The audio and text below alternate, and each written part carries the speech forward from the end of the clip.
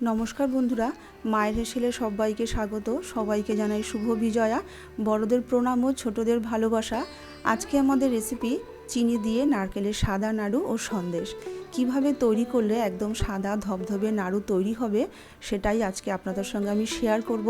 তাহলে চলুন শুরু করা যাক আজকে আমার ভিডিওটা।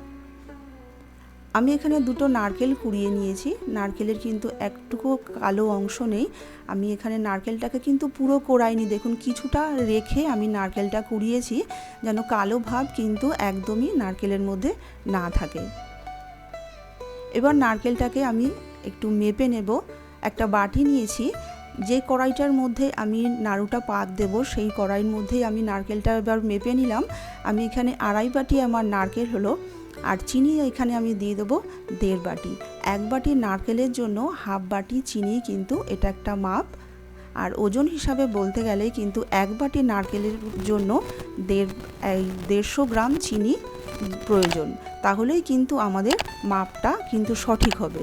এবার ভালো করে হাত দিয়ে এরকম একটু চটকে চটকে ভালো করে একটু মেখে নেব, তাতে কিন্তু চিনিটাও সুন্দরভাবে গলে যাবে আর নারকেলটাও কিন্তু অনেকটাই নরম হয়ে যাবে। দেখুন 5 থেকে 7 মিনিট আমি একটু ভালো করে এইভাবে একটু মেখে নিয়েছি।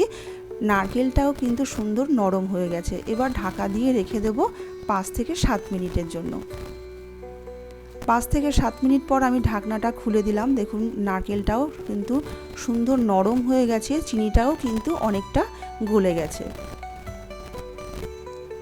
এবার কড়াইটাকে আমি গ্যাসে বসিয়ে দেব।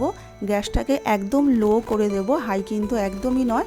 তারপরে হাফ কাপের থেকেও একদম কম একটু লিকুইড দুধ আমি এখানে দিয়ে দিলাম। আমি দুধটাকে আগে থেকে জাল করে রেখেছিলাম। এবার গ্যাসটাকে একদম লোতে রেখেই একটু মিনিট 5 একটু নাড়াচাড়া করে নেব। নাড়াচাড়া করে নিয়ে আমি এবার ঢাকা দিয়ে এটাকে রেখে দেব 5 মিনিটের জন্য। আমি কিন্তু পুরো পুরটাই তৈরি করব একদম লো ফ্লেমে, হাই ফ্লেমে কিন্তু একদমই নয়, তাহলে কিন্তু চিনিটা ক্যারামেল হয়ে যাবে আর কিন্তু নাড়ুটা সাদা থাকবে না, লালচে হয়ে যাবে। 5 মিনিট পর আমি ঢাকনাটা খুলে দিলাম।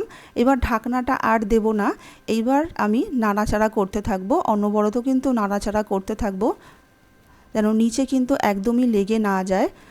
5 থেকে 7 মিনিটের মধ্যে দেখুন অনেকটা পাক এসে যাবে। তারপর এই 50% মতন পাক এসে গেলে আমি 2 চামচ এখানে গুঁড়ো দুধ মিশিয়ে দিলাম। গুঁড়ো দুধটাকে দিয়েও ভালো করে একটু নারকেলের সঙ্গে মিশিয়ে নেব। সুন্দর ফ্লেভারের জন্য 4টে এলাচ একটু মুখটা ফাটিয়ে দিয়ে দিলাম আমি। পরে আমি এলাচটাকে তুলে ফেলে দেব। এলাচের ফ্লেভারটা শুধু আমার প্রয়োজন। আপনাদের কাছে যদি গুঁড়ো এলাচের গুঁড়ো থাকে সেটাও কিন্তু এখানে ছোট চামচের 1 চামচ দিয়ে দিতে পারেন। তারপরে একটা হাতা দিয়ে হাতার এইভাবে পেছন দিকটা দিয়ে ভালো করে একটু মসৃণ করে ডলে নেব, তাতে কিন্তু খুব সুন্দর মোলায়েম হবে। নাড়ুর পাকটা দেখুন মোটামুটি হয়ে গেছে। 15 থেকে 20 মিনিট লেগেছে আমার পুরো লো ফ্লেমে পাকটা তৈরি করতে।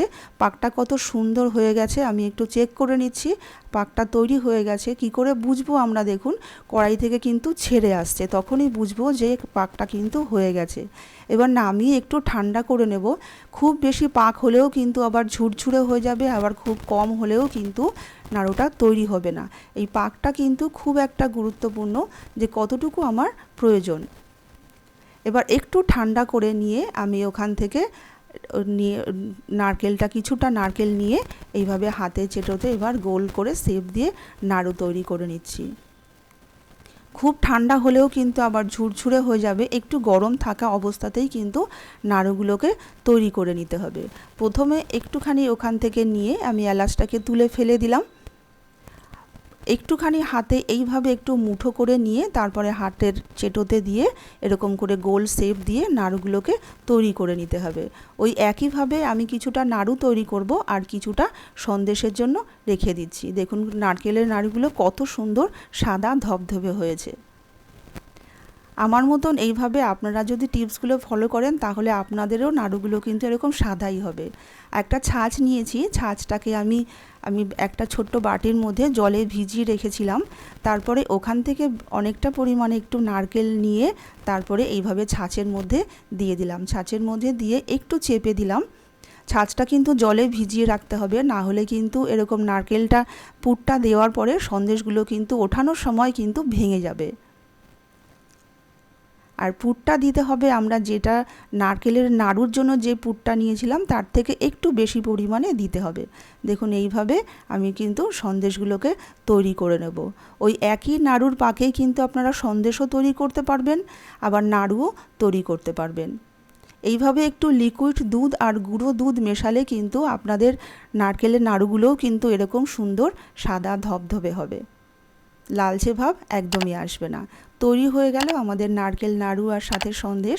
আশা করি বন্ধুরা আজকের রেসিপিটা আপনাদের ভালো লাগলে একটা লাইক করে দেবেন, সকলের সাথে শেয়ার করে দেবেন, আর প্লিজ আমার চ্যানেলটাকে সাবস্ক্রাইব করে আমার পাশে থাকবেন। আজকে এইটুকুই, নমস্কার।